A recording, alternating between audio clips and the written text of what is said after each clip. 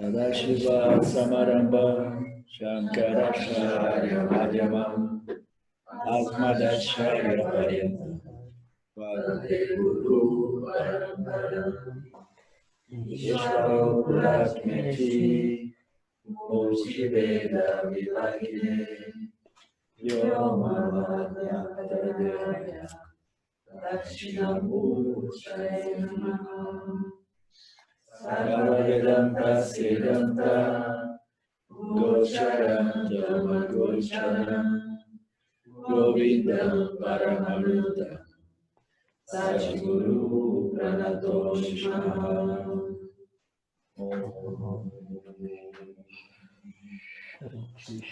Om Shanti, Shanti, Shanti. Om Shanti. Para alguém que não alimenta os sentidos retornam naturalmente para o ser. Isso é uma outra passagem muito linda, ainda, né, na continuação do verso 55. O James Schwartz, ele tem o hábito de condensar diversos versos num único verso, né, aqueles versos cujo tema é mais ou menos o mesmo, né? Ele tende a condensar. Então, esse é uma combinação de diversos versos. Eu curto mais, né, verso por verso. Então, a gente vai desdobrando. Nós vimos o verso 55, quando uma pessoa desiste dos desejos, quando eles aparecem na mente e permanece simplesmente feliz com sua própria existência, podemos dizer que ele ou ela é uma pessoa discriminadora, uma pessoa com intelecto capaz de reter essa compreensão eu sou o ser, é o subproduto da discriminação entre o ser e não ser. Então, uma pessoa discriminadora é uma pessoa que retém esse conhecimento da Aham Brahmasmi porque ela efetivamente discriminou o ser do não ser. Então, uma pessoa é dita discriminadora quando ela simplesmente desiste dos desejos na medida que eles surgem na mente consciente, né? Isso devido a essa clara compreensão desses ensinamentos espirituais, né? que nos demonstram, né? De novo, que nenhum objeto de desejo jamais será capaz de nos completar e satisfazer. Muito embora todos os desejos, né? Os objetos de experiência, nós estamos aqui curtindo uma música encantadora, de artistas incríveis. Vocês não são famosos ainda? Não?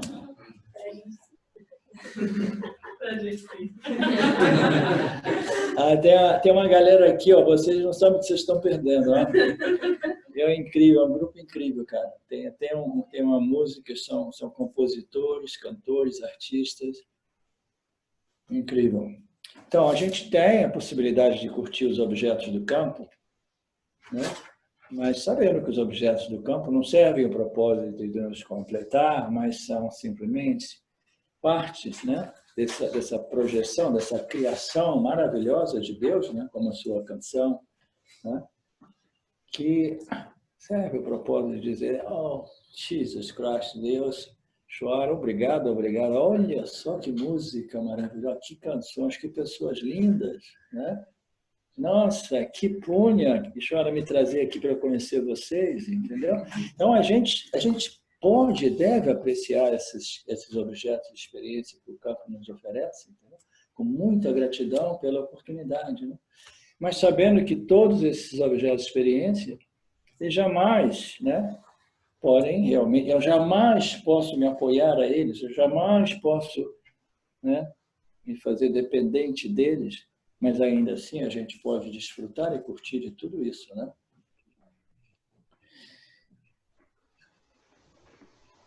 Quando uma pessoa desiste dos desejos, quando eles aparecem na mente e permanece feliz somente com seu próprio ser, podemos dizer que ela ou ele é uma pessoa que discriminou efetivamente, eficazmente, né, o ser do não ser. Ele se estabeleceu, né, no ser, como ser. Né? Essa discriminação é um subproduto. Essa certeza, essa convicção de conhecimento, né? Eu sou o ser, é o subproduto de uma discriminação, né? Feita de modo eficaz, né? Através da preparação da mente, a preparação do intelecto, etc, etc. O que faz a mente livre do sofrimento? O que faz a mente residir no ser? Né? Ela reside no ser somente na medida que a mente compreende que a mente do ser, o intelecto do ser, é o ser. Esse é o significado da declaração Tattvamasi. Jivatma é Paramatma. A nossa essência, né, fundamental, a nossa natureza, essência livre e independente, Jivatma é Paramatma. Esse é o conhecimento que liberta. Deixa eu ver se tem alguns pics aqui dos comentários de Dayananda, editados por Ramji. A pessoa livre não anseia por prazer e é livre de ambição, de cobiça, medo e raiva. Tolos anseiam por prazer. Tolos anseiam por prazer como meios de realmente, né, me preencher, completar e de me satisfazer. Mas o sábio, ainda assim, pode desfrutar dos prazeres da vida, mas não fazendo os prazeres da vida como muletas, né? Que eu não sei caminhar sem, né? Sem esses objetos de satisfação, esses objetos de desejo. Então, a pessoa livre, ela em realidade, ela tem uma capacidade mental, emocional, intelectual de desfrutar ao máximo os objetos de prazer, mas ainda assim sem ficar escravizado por esses objetos de prazer. O que é a escravização no samsara? Nada mais é do que uma experiência de contato com objetos de prazeres que desenvolve um desejo por repetição. Gostei, experimentei, gostei, conheci e quero mais. E quero mais. E essa repetição de quero mais, quero mais, quero mais, cria o que a gente chama de hábitos, que com o tempo se tornam vícios, que com o tempo, né, que são aquelas vassanas, as quais, né, através dessa repetição, a gente não consegue viver independentemente daqueles objetos de desejo, aqueles objetos de satisfação, mas ainda assim, os objetos de satisfação estão sempre à nossa disposição, né? É questão de a gente saber interagir com tudo isso sem que nada disso nos aprisione, nos amarre.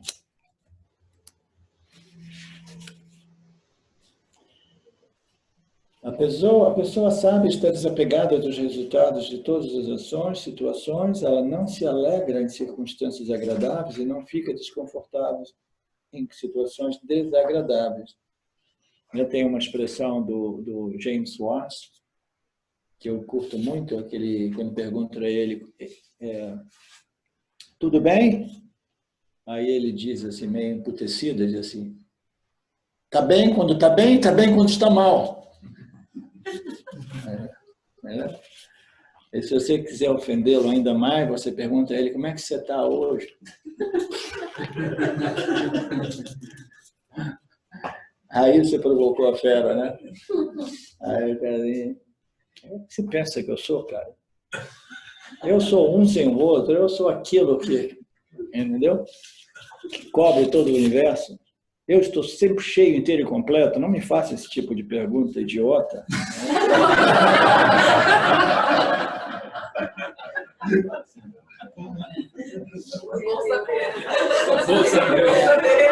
Eu fiquei sabendo isso, eu paguei o preço, aí a mulher dele, a Sundari, falou assim, você não pode perguntar isso, você está tudo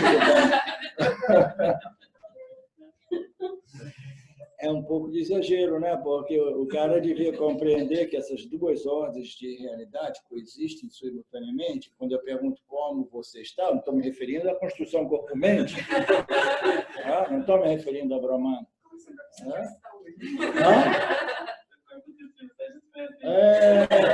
Como é que está o seu corpo sutil hoje?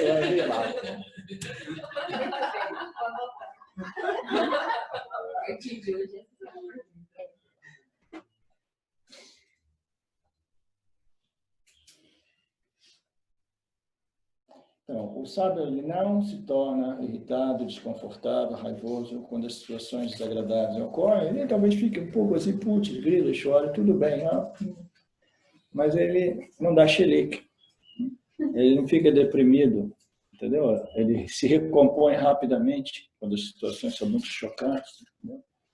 Essa é a diferença. Essas ideias de que o Yanni ele vai caminhar em Sansara como se estivesse caminhando nas nuvens e que nada impacta ele, isso é fantasia espiritual. O autoconhecimento ele serve, segundo algumas das analogias de nossas escrituras, como um para-choque ou como um airbag, em termos modernos, eu uso a expressão do airbag. Quando os choques da vida ocorrem, a gente tem esse para-choque ou esse airbag que amortiza os choques da vida, entendeu?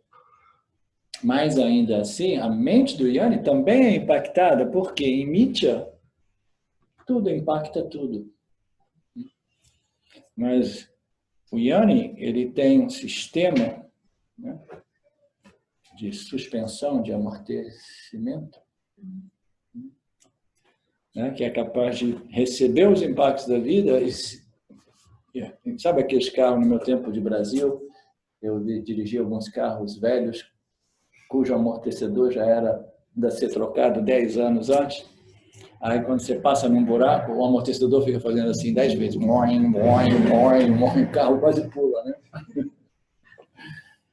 O Yanni tem um amortecedor que permite a ele imediatamente encontrar o equilíbrio, a estabilidade. Né? Então, é mais ou menos isso. É um para-choque. É um amortecedor. É um airbag. Eu tenho um exemplo muito interessante. Alguns de vocês talvez já tenham ouvido. Vocês já ouviram falar de Ramesh Balsekar?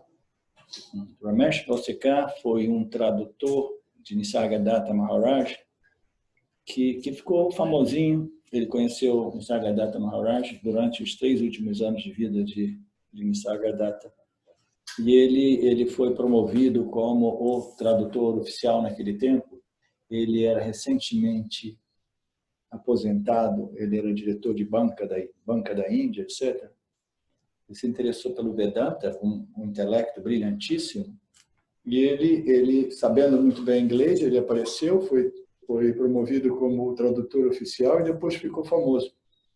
Quando Nisargadatta Maharaj faleceu, ele mais ou menos começou a ensinar, né, os ensinamentos, né, que ele aprendeu, o autoconhecimento, ou aquilo que seja, né, a compreensão dele. Ele começou a atrair alguns discípulos que iam visitar a Índia. Naquele tempo, eu morava em Tornapapaji, mas 2 vezes eu fui em Mumbai, que naquele tempo era conhecido como Bombay. 2 vezes eu fui lá para encontrá-lo. Naquele tempo, quase ninguém ia no apartamento dele em Bombay. Então, eu tive esses encontros com ele. Ele era um guru que tinha compreendido, talvez, né, a natureza do absoluto, né, usando a linguagem de Nisargadatta Maharaj. Tudo que existe é a consciência, né, e você é a consciência. Né? All there is consciousness and you are that. Tudo que existe é a consciência e você. Então, tudo é aquela repetição. Tudo é a consciência e você é a consciência, etc. E que não existe o fazedor de ação, e você não é um fazedor de ação, etc, etc. Então, ele batia naquela tecla constantemente, porque ele tinha compreendido alguns aspectos dos ensinamentos, mas aí ele vendia aquele aspecto do ensinamento como se fosse a totalidade, que criava uma confusão enorme.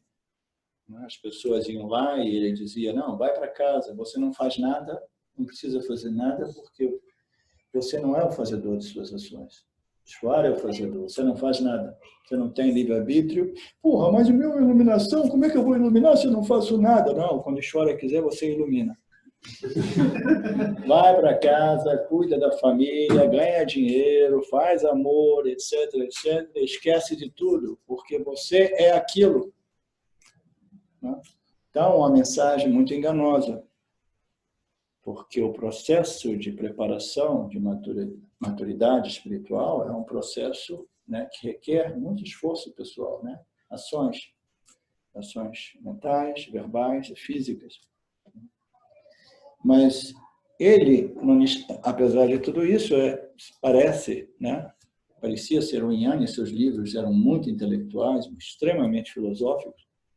Eu não curtia muito, mas eu li alguns dos livros dele. Mas ele, mais tarde, ele gerou um discípulo dele chamado... Come on, Ishvara, give me the name. Licorman. Quem que ouviu falar de Wayne Licorman? Wayne Licorman era o discípulo de Balsekar, que supostamente se iluminou. E ele escreveu 2 livros muito bacanas naquela época que eu li. E ele relata, em um desses livros, que ele estava na casa de Balsekar, quando, lá em Mumbai, quando chegou uma telefonema, e ele viu que o Balsekar ficou um pouco chocado. Foi um telefonema de alguém que disse: olha, o seu filho teve um acidente de carro na estrada e faleceu nesse momento. Aí ele disse que Balsekar recebeu aquele choque e se derramou de um choro descontrolado. Chorou por 1, 2 minutos. Aí, quando ele parou de chorar, Licorman perguntou: o que aconteceu? Ele falou: meu filho morreu num acidente de carro. E nunca mais tocou no assunto. Ele recebeu aquele choque, entendeu? E imediatamente ele se recompôs. E fim de conversa. Karma. Compreensão de karma, compreensão de nada pode ser destruído, porque era a compreensão dele, era a compreensão, né, do Jnana Yoga, do Vedanta. Tudo é consciência, nada realmente é criado ou destruído, tudo isso é parte dessa ordem de realidade aparente. Então, o Jnana, ele tem essa imunidade contra os choques da vida, mas não significa que ele não é afetado, entendeu? E esse exemplo do Balsekar eu gosto de mostrar para vocês terem a compreensão de que todas essas fantasias esotéricas, transcendentais, de que o Jnana é isso, o Jnana é aquilo, entendeu? Não, o Jnana é um ser humano sujeito aos impactos da vida, porque tudo aqui é impactado por tudo o resto. Um outro exemplo interessante, eu estava uns 4 anos atrás na Índia, eu tinha feito meu primeiro seminário com Ranji na Índia, um seminário potente de 3 semanas, e durante o seminário eu estava dando satsang de noite. E quando acabou o seminário, começou a rolar satsang todo dia de tarde no meu apartamento lá. Aí um dia, de tarde, uma meia hora, 1 hora antes do satsang, o pessoal começa a chegar, eu recebo uma telefonada do meu irmão do estado do Rio de Janeiro, de Macaé. Quando ele telefonou, a primeira coisa que eu pensei, o pai se foi. Eu recebi a telefonada, eu falei: Beto, é você, Beto? Ele falou: sim, Arlinda. Eu falei assim: é o pai, né? Ele falou: não, é o irmão se foi. O meu irmão mais jovem tinha morrido. Então, sem você esperar, né? Você leva aquele impacto assim. Putz, como é que ele morreu, cara? Ele teve um ataque cardíaco, morreu. Morreu na hora, fulminado, etc. Eu fiquei um pouco assim, né, chocado, mas imediatamente eu falei assim: pô, ele morreu, tudo bem. Você faz um favor para mim, Beto? Qual?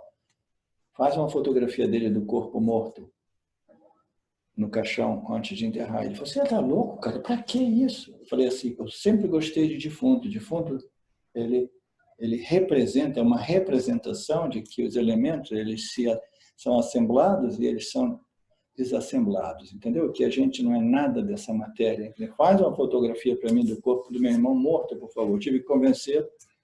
para fazer e mandar para mim. E aí o pessoal começou a chegar para o satsang e a Silvia, minha esposa, começou a dizer, não, o irmão do Arlindo faleceu. E as pessoas, vamos cancelar tudo. Mas o que acontece com o Yanni? Imediatamente o Yanni se recompõe, compreendendo, né, essas leis cósmicas naturais, que tudo aquilo que é criado é destruído, de acordo com seus karmas, seus parábolas karmas. Aí nós tivemos um satsang maravilhoso, lindo, né, que foram seguidos de outros satsangs. Mas aí eu tomei um avião para ajudar meu pai e meu irmão a resolver a situação lá. Então, isso quer dizer que o sábio, o Yanni, ele é firme nesse conhecimento. Onde é que eu estou aqui?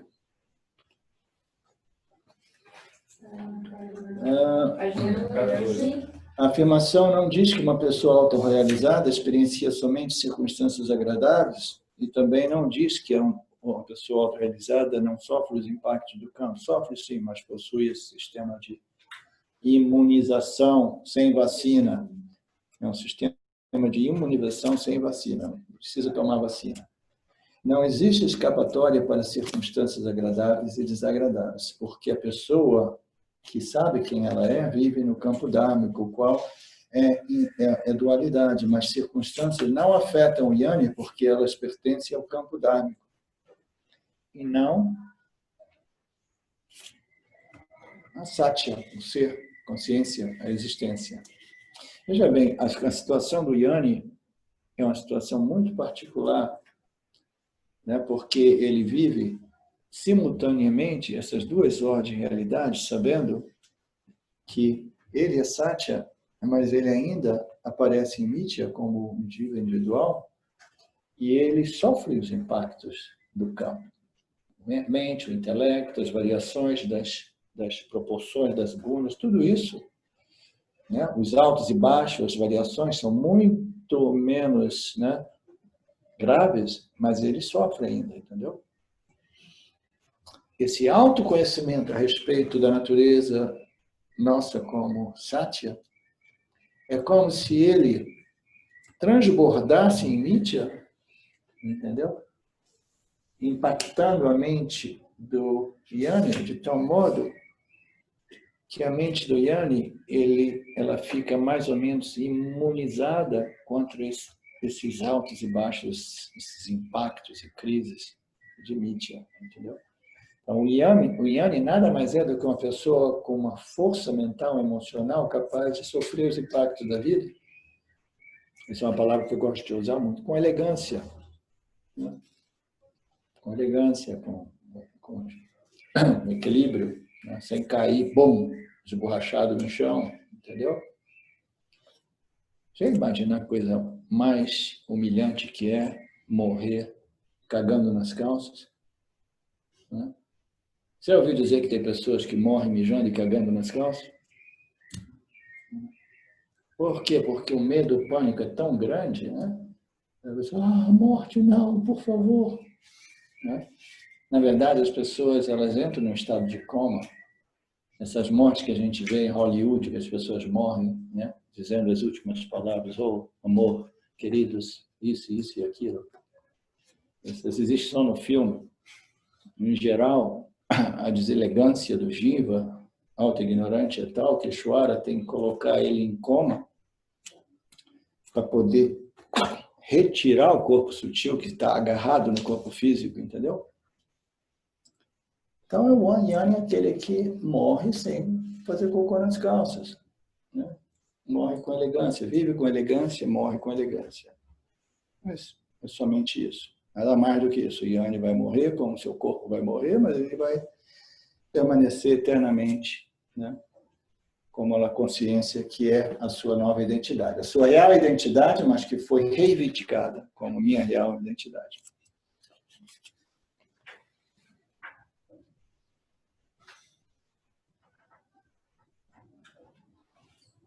Para alguém que não alimenta os sentidos retornam naturalmente para o ser, deixando o desejo para trás. Olha que interessante essa passagem.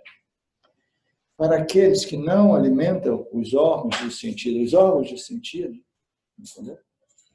Eles são muito bem descritos em algumas passagens, que diz que nós somos como um porco. Sabe o porco? Um porco não, desculpa, um rato. O rato é um roedor que jamais pode parar de roer. Ele precisa continuamente roer. O vivo humano é como um roedor constantemente consumindo o quê? Experiência.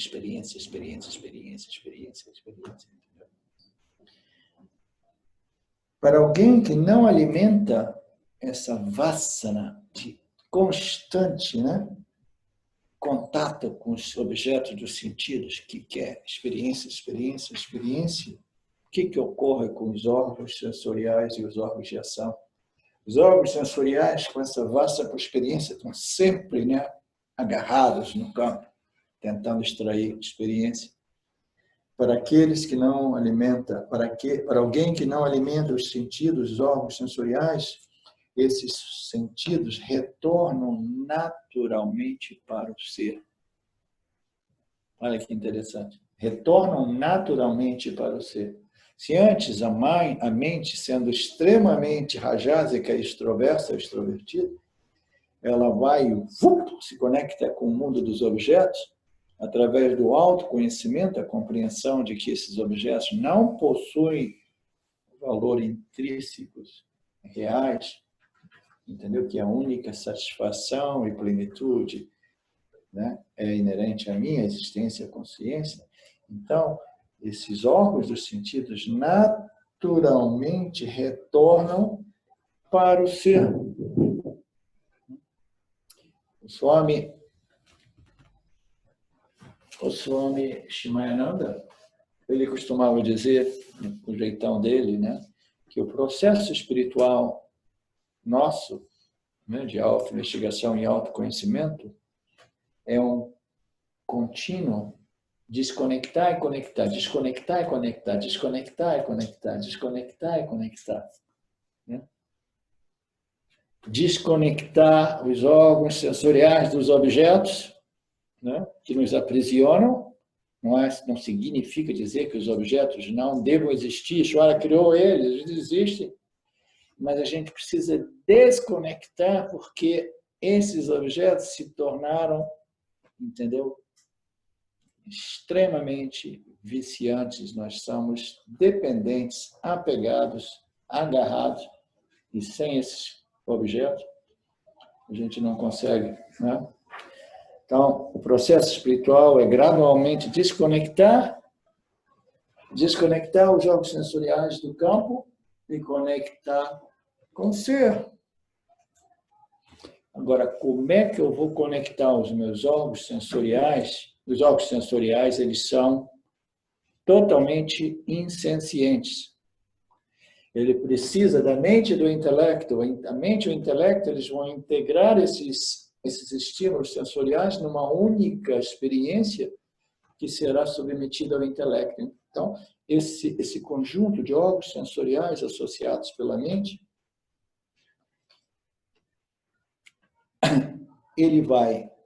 o intelecto do Jiva, ele vai gradualmente, através dessa compreensão espiritual, desconectar. E agora a questão é como é que ele vai conectar esses órgãos sensoriais e a mente no ser, se o ser não é um objeto de contato, se o ser não é um objeto de conhecimento, não é um objeto de experiência, o ser não é um objeto, não é nada. Ok, não, eu estou viciado em sorvete, estou viciado nisso, viciado naquilo, cigarro, vou desconectar de tudo isso e vou conectar no ser. Aí eu tenho que perguntar, ok, depois você me manda o endereço e-mail do ser, porque eu tenho que estabelecer um relacionamento de modo que eu possa fazer contato com o ser.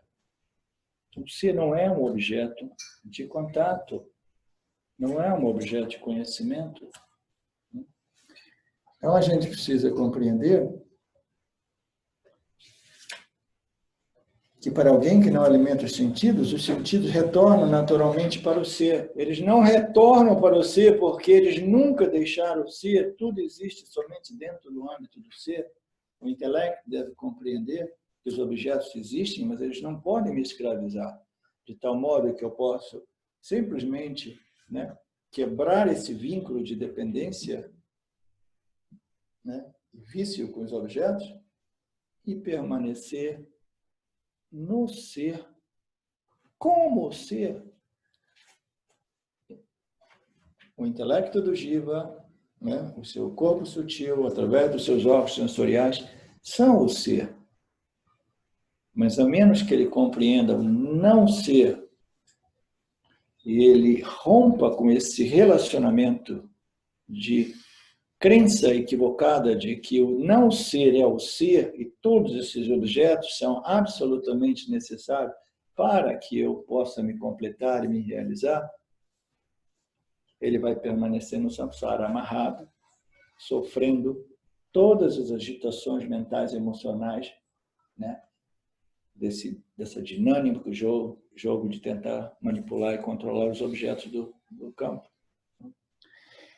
Então, a gente vai naturalmente retornar para o ser, deixando os objetos de desejo para trás. A gente retorna naturalmente para o ser através da compreensão de que eu sou o ser. E os objetos são lindos e maravilhosos. Se eles estiverem presentes, e se eu tiver à disposição, eu vou curtir e desfrutar dos objetos. Se eles não estiverem presentes, eu não posso sofrer. Por quê? Porque eu sou a única fonte real de prazer, de satisfação, de segurança. Né? O ser é de natureza de alegria, satisfação e não limitação. É claramente, repetidamente apresentado essa afirmação no Vivekachudamani. É a natureza do ser é alegria, joy, alegria, satisfação e segurança. Entendeu? Tudo aquilo que a gente busca nos objetos somente pode ser encontrado no próprio ser, né? Tem uma canção bonita hoje falando sobre o ser, né? É sua, né? Linda, né? Essa paz, esse amor, essa satisfação só pode ser encontrada dentro do nosso próprio ser. Quando o ser é conhecido como o seu próprio ser, quando o ser só pode ser conhecido como o quê? O ser não é um objeto de conhecimento, mas ainda assim o ser pode e deve ser conhecido, se o nosso objetivo é a libertação. Esse ser, quando o ser é conhecido como o seu próprio ser, os objetos de desejo simplesmente vão embora. Vão embora significa todas aquelas vássanas que extrovertiam a mente. Entendeu? Aquelas vássanas que vai, consegue, vai, go and get it, go and get it. Todas aquelas vássanas, naturalmente, gradualmente, elas vão secando. O desejo vai embora. Quando a mente não tenta mais conectar os órgãos sensoriais com seus respectivos objetos, ela se torna permanentemente plena, preenchida e realizada. Na verdade, ela só cessa de tentar conectar os objetos para extrair algum prazer, satisfação e contentamento, somente quando ela cessa aquele constante corre para obter e corre para evitar, é que ela começa a desfrutar desse néctar inerte, né? Inner néctar, inerente, esse néctar que é inerente à minha natureza como consciência e existência, né? A única fonte de paz, satisfação e contentamento. Quando a mente não tenta mais conectar os órgãos sensoriais com seus objetos, ela se torna permanentemente plena. Antes a mente era plena, mas ela vivia sob a noção equivocada de que ela não é plena e ela precisa disso e disso daquilo para se completar. Qual é a fantasia mais arraigada em todos nós, né? Ah, sim, eu estou tão bem comigo mesmo, mas eu preciso encontrar o amor da minha vida, né? A minha cara metade, né? Se eu não encontrar a minha alma gêmea, né? Eu desperdicei a minha vida, né? É assim, Natalina? Ah? Ela disse que não é assim. A pessoa sabia que a Natalina, a pessoa sabe. Então, essa vassana é uma das vassanas mais fortes, a vassana por amor, né? Por amor total, né? Intimidade, amor, aceitação, porque é humano, a vassana humana, é natural que seja assim, mas no nosso processo de crescimento, a gente tem que compreender que todos esses objetos, eles precisam ser compreendidos como o não ser. Mas você não se ofenda comigo se eu disser que você é um não ser, né? Porque tudo que aparece dentro do âmbito da minha consciência é um objeto de conhecimento. A gente pode ter uma discussão filosófica, você pode dizer que eu sou um objeto para você, eu vou dizer você é um objeto para mim, eu vou dizer, não, você é um objeto para mim. Então, nós dois somos objetos que aparecem no âmbito dessa consciência não dual, que é a mesma consciência que brilha no seu intelecto e no meu intelecto. No seu intelecto, ele dá a sensação de que você é o sujeito, no meu intelecto, dá a sensação que esse jiva aqui é o sujeito, mas o único sujeito que existe é essa consciência, existência não dual, que ilumina e brilha no intelecto de todos nós, né? Quando a mente não tenta mais conectar os órgãos sensoriais com seus objetos respectivos, ela se torna permanentemente plena, completa, satisfeita, realizada. Prazer surgindo do contato dos órgãos e seus objetos é a fonte de dor, porque ele começa e termina.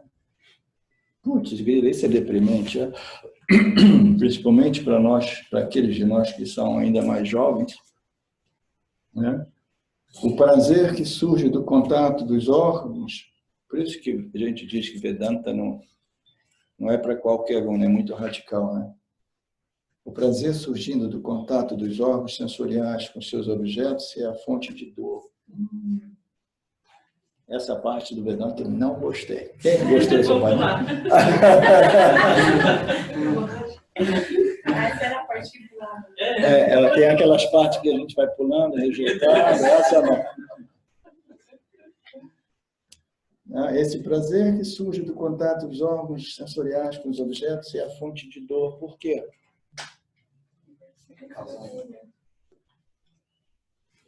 Frustração. Isso causa apego, que conduz à dependência, que conduz à frustração, que conduz à raiva e à depressão. Toda vez que os nossos desejos são obstaculizados, obstruídos, né?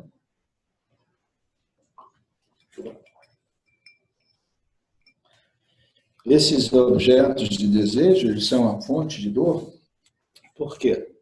Primeiro, porque eles começam e terminam. Segundo, que a felicidade, a ananta, a alegria que a gente experiencia através da obtenção desses objetos de desejo, já é uma ananta, uma satisfação defeituosa. Por que ela é defeituosa? Porque no momento que a gente obtém aquilo que a gente quer, a gente sente aquela satisfação e simultaneamente aparece aquela noção, putz, como é que eu faço para manter isso eternamente? Como eu faço para reter isso? Lembra dos graus de Ananta, chamada Priya, Moda e Pramoda? Quando a gente obtém o que a gente tem, êxtase. Aí, imediatamente, aquela graduação de satisfação começa a declinar, porque eu começo a pensar, agora eu tenho que manter, reter. Aí a preocupação vai aumentando quando a gente vê, putz, grilo, e agora? E se eu perder isso? Meu Deus do céu, eu quero viver assim para o resto da minha vida, né? Eu encontrei a felicidade no outro,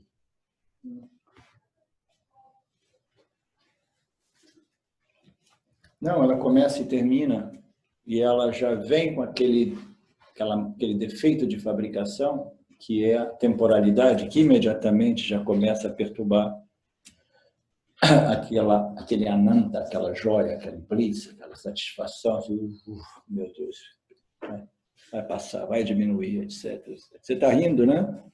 Ainda bem que você está rindo.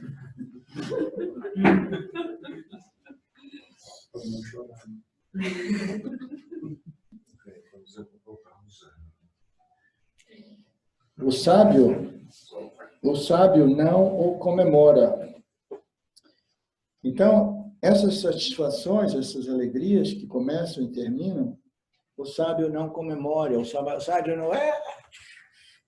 Né? Quando eu era jovem, né, e menos sábio, quando eu conseguia o que eu queria, tipo meu filho, quando eu vejo meu filho, eu vejo a fotografia de mim mesmo intenso, emotivo, vibrante, lá em cima, né?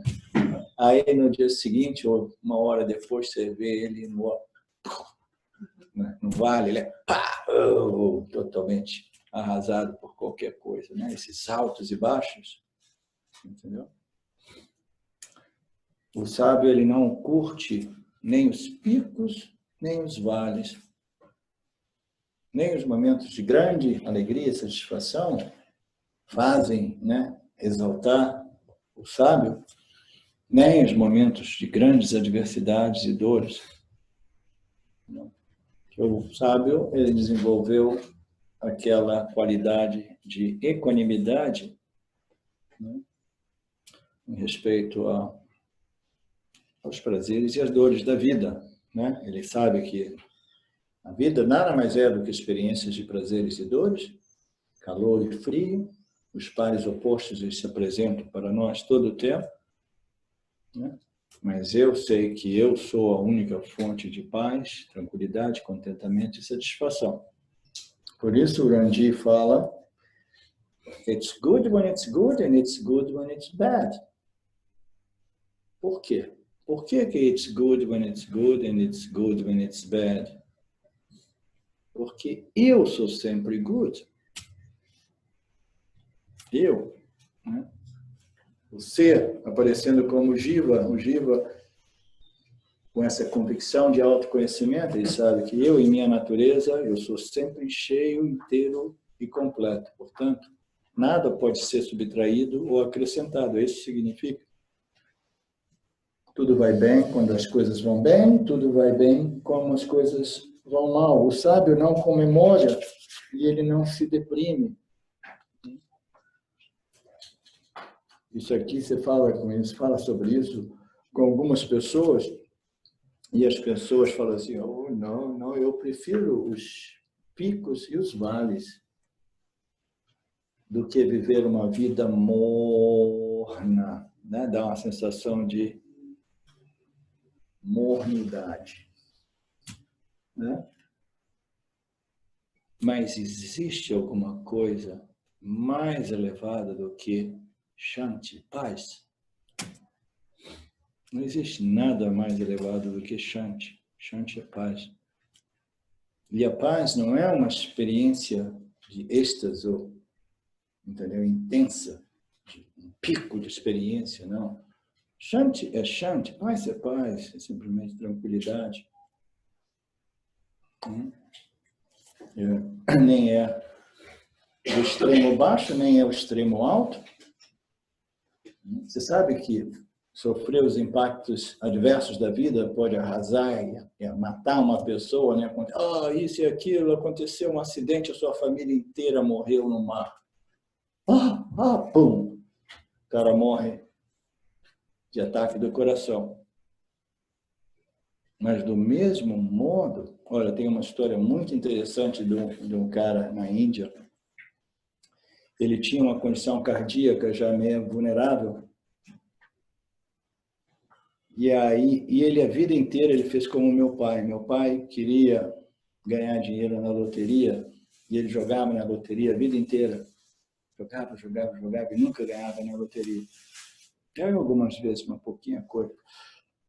E esse cara lá na Índia, ele jogava e nunca ganhou nada. Aí ele estava velho, e comprou um bilhete da loteria e ganhou diversos milhões de dólares, mas a condição cardíaca dele era frágil, né?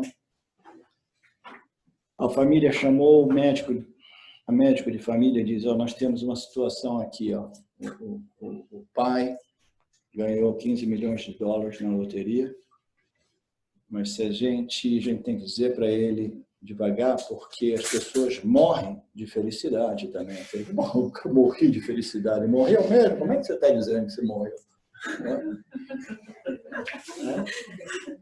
Então, as pessoas morrem de felicidade. Então, o médico foi lá e falou, ok, eu sou um médico experiente, eu tenho experiência em psicologia, eu vou saber como apresentar a notícia para ele. Aí começou, como é que está o coração, a batida, a pressão? Poxa, você está em forma mesmo, tudo bem, isso e aquilo, nossa. E a situação econômica? Vai bem, é mais ou menos isso e aquilo, blá, blá, blá. Aí ele começou a rodar o assunto e falou assim, poxa, e se por acaso você ganhasse 15 milhões de dólares, o que você faria se você conseguisse todo esse dinheiro? Ele falou assim, olha, eu vou dizer uma coisa para você, mas não comente com a minha família. Se eu ganhasse 15 milhões de dólares, porque você foi o médico que me salvou a vida diversas vezes, eu daria metade desse dinheiro para você. O médico teve um ataque do coração.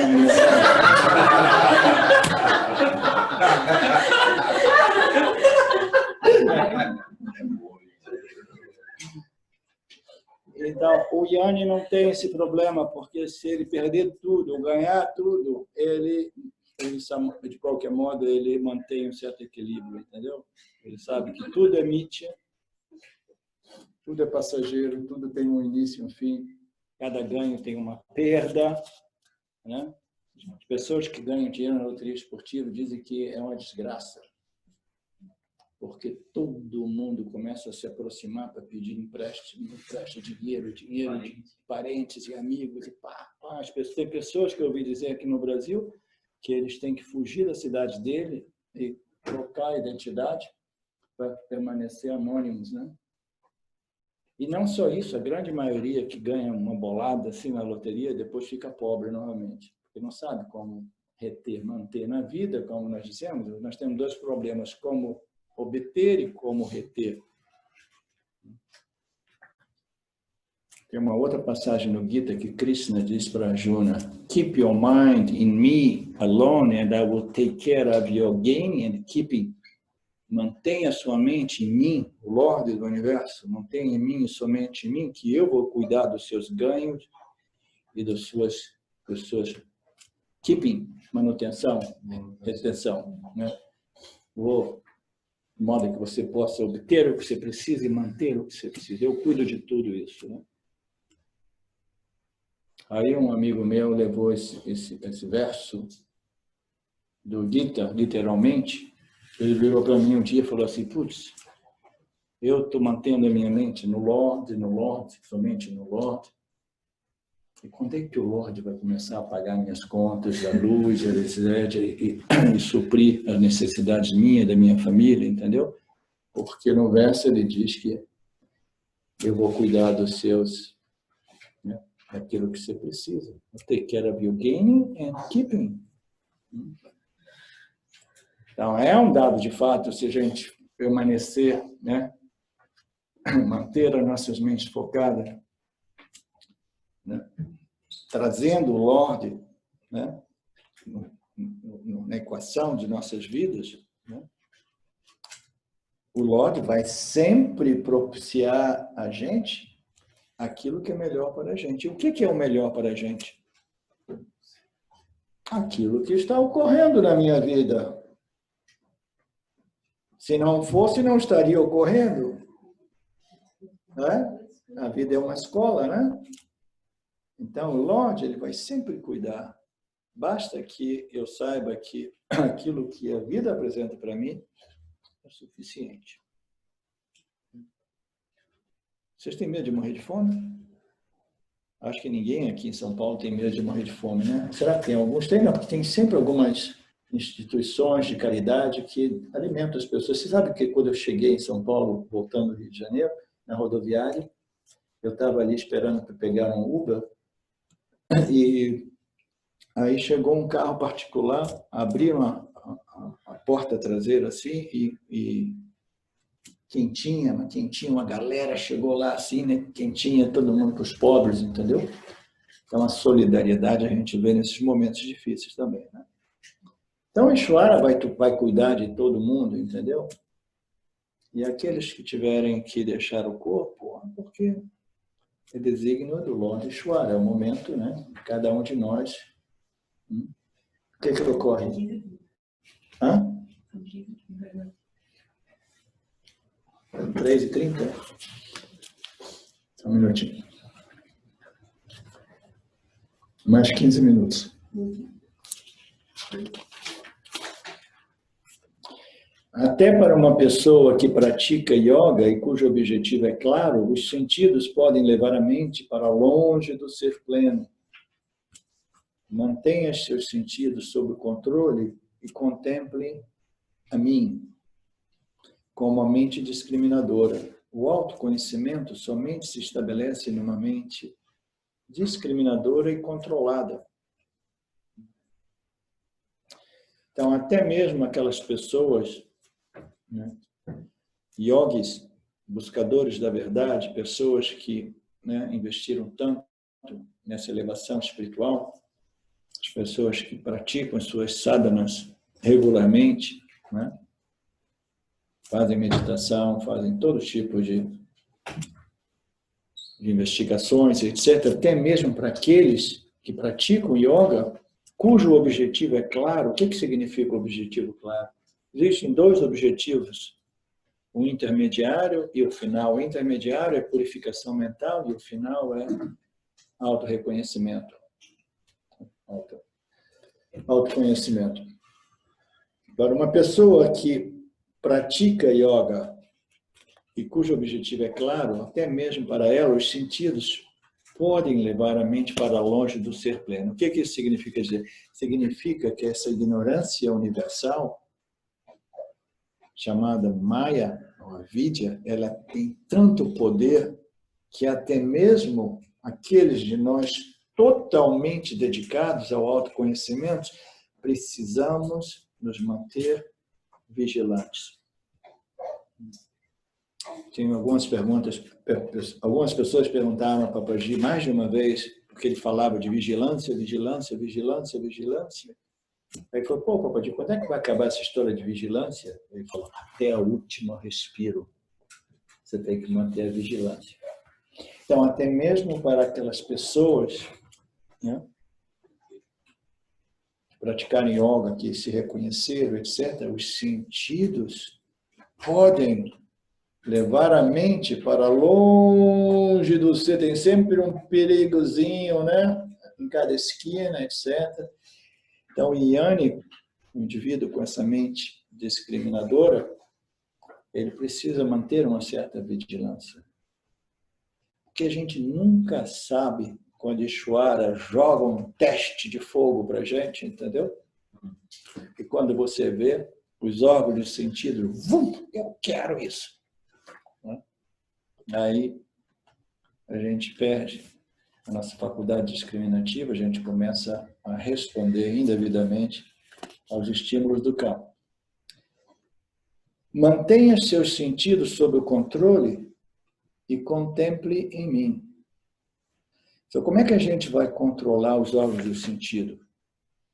Então, entre as qualificações necessárias para moksha e autoconhecimento, existem 5 disciplinas. E 2 dessas disciplinas são o controle dos órgãos sensoriais, os órgãos de ação, né?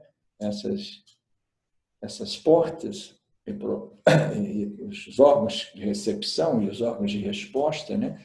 Que a gente interage com o mundo, a gente tem que controlar ela, e o controle dos pensamentos, o controle da mente. Então, controlar os órgãos sensoriais é um pouco mais fácil do que controlar os pensamentos. O controle da mente, dos pensamentos, é um controle mais difícil, mais sutil. Os órgãos sensoriais, como eles aparecem aqui, eles são parte integrante do corpo sutil, mas eles são mais aqui embaixo para denotar o fato de que eles são mais densos do que a mente e do que o intelecto. O intelecto é mais sutil. A mente, com suas emoções e pensamentos, a mente é mais densa, mas ela é mais sutil do que os órgãos sensoriais. Isso aqui é tudo energia, né? Matéria barra energia com densidades diferentes. Okay? Então, esses órgãos sensoriais, sendo mais densos, eles são mais facilmente objetiváveis pelo intelecto. Né? O intelecto, não, fica quieto aí, calma, não. Né? Não vai abrir aquela geladeira essa hora, porque você já comeu tanto, jantou, 2 sobremesas, e agora, né, você sabe, né, que você está com problema de glicose, problema disso e daquilo. Não pode fazer isso. Então, é mais facilmente objetivável. Aí você controla o órgão sensorial, aquela mãozinha que passava assim, quase abrindo a porta da geladeira, você controla ela, né? Aí você vai para o quarto, não, agora eu vou dormir. Aí você tem um outro problema, é porque o pensamento geladeira aparece na sua mente. Eu tenho... Hã? Mas eu mereço. Eu mereço. Eu me comportei tão bem hoje. Eu tenho uma amiga, não sei se ela está aqui entre nós, a Luciana.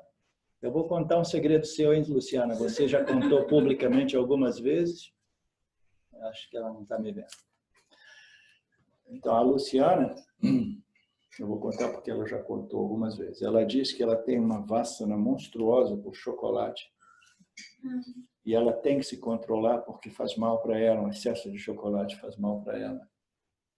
Eu passei para ela um truque, você tem que pedir para sua filha, ela tem uma filha, de esconder o chocolate de você. E só em determinados dias ela pode te dar um pedacinho. Ou senão você jamais proíbe a entrada de chocolate no seu apartamento. Ela falou, não, mas eu gosto de vez em quando. Então, ela se controla, ela vai dormir, aí no meio da noite, ela vira sonâmbulo, ela se levanta da sua cama e vai caminhando para a geladeira, ela abre a porta da geladeira e come o chocolate inteiro. Ela diz que ela come inteiro. Aí, de manhã cedo, a filha vai procurar o chocolate. Ela fala, mãe, você comeu ele inteiro? Eu não comi nada, eu estava dormindo. Por quê? É difícil controlar os órgãos sensoriais, é um pouco mais fácil controlar os pensamentos, as emoções, os desejos aqui, mas, putz, controlar os desejos quando eles estão aqui, no corpo causal, no meio da noite, em forma de vassanas, né?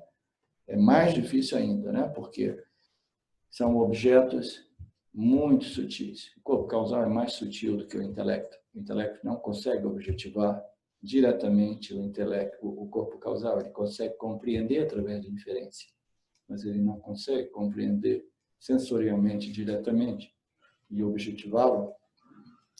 Então, nós temos a possibilidade de controlar os órgãos sensoriais, e na medida que a gente regula esses órgãos de recepção e ação, né? Gradualmente, a gente vai controlando aquelas vassanas, né? Selvagens, né? Aí a gente tem uma condição muito mais estável para regular e controlar a mente, né? Que é mais sutil, é mais difícil. Vai controlando a mente, porque você controlou. Então, os órgãos sensoriais, eles precisam de ser regulados primeiro de tudo, né? Até mesmo para uma pessoa que pratica yoga e cujo objetivo é claro, os sentidos podem levar a mente para muito longe do ser pleno, diretamente no mundo chamado samsara, os objetos de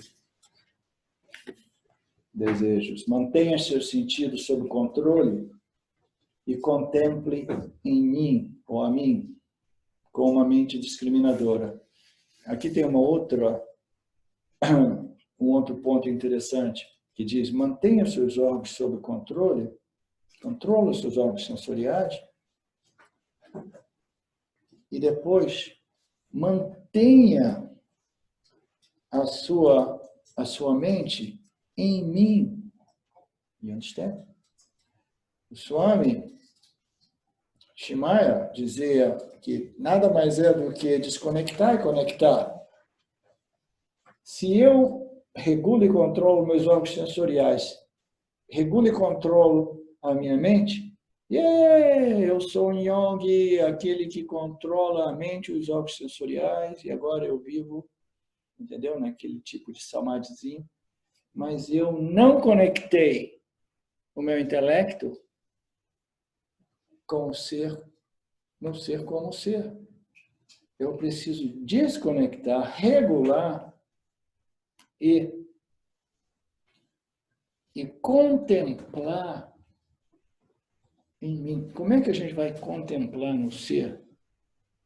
Se o ser não é um objeto de contemplação, porque ele não pode ser objetivado, a gente contempla expondo, levando a mente, ou aparecendo as escrituras dos Upanishads na nossa vida, e a gente expõe as mentes, e aí a gente vai, através desse processo chamado Shravana, Manana, Nididhyasana, ouvir, contemplar, refletir e gradualmente assimilar essas declarações. Você é o ser, né? Você é o ser, precisa ser muito, entendeu? Muito bem compreendido e digerido, né? E assimilado, e integrado. Você é o ser, por isso, isso. Não, eu sou o Jivinha. Eu tenho uma data de nascimento.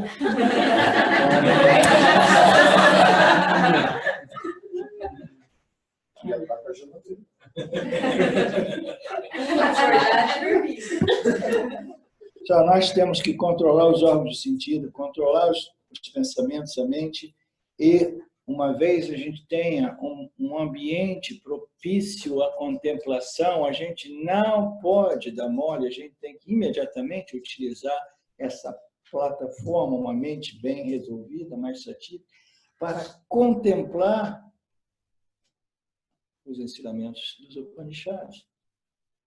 Qual era o problema meu, que é o problema de quase todo mundo no mundo do yoga, no mundo espiritual? Eu meditava, fazia um esforço, controlava a mente, isso aqui. Aí eu curtia um pouco de shanti, de paz, de tranquilidade. E eu não fazia nada com aquela mente satívica. Eu queria simplesmente curtir uma mente satívica. E às vezes eu dizia assim, agora eu vou para o bar. Lá no Ashram, em Pune, a gente tinha um ambiente que era, né, favorável a tudo, né? E nós tínhamos restaurante, nós tínhamos um pub. Nos últimos anos lá, antes de hoje falecer, nós criamos um pub, um bar. Então, um bar era um lugar para ir paquerar e arrumar alguém para namorar de noite, dormir, etc. Né? Então, você vai. Então, eu não quero ir lá quando a minha mente está completamente fucked up. Não, eu quero primeiro meditar, até quando minha mente está brilhante, clara. Olha, aí eu vou paquerar, cara.